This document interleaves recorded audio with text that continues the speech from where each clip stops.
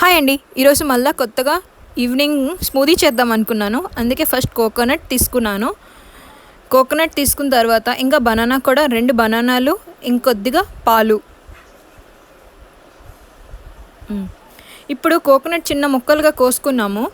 ఇంకా బనానా చిన్న ముక్కలుగా కోసుకున్నాం కదా, ఇంకా బనానా కూడా ఉంది. ఇప్పుడు ఒక కప్లో తీసుకొని, బ్లెండెడ్ కప్లో తీసుకొని కోకోనట్ చిన్న ముక్కలుగా కోసుకున్నాము.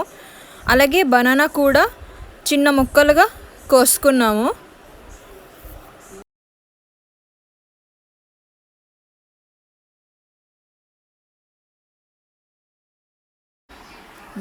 బనానా కూడా చిన్న ముక్కలుగా కోసుకున్నాము.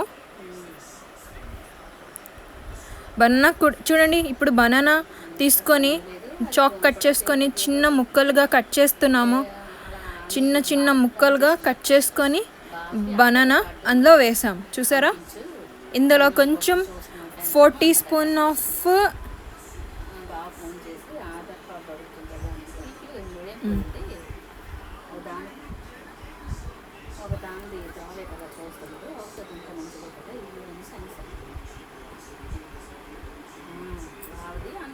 ఇందులోని 4 tea spoons of sugar కలుపుకున్నాము.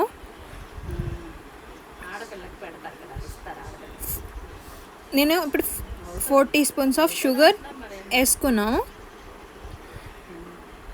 4 tea spoons of sugar వేసుకున్నాము.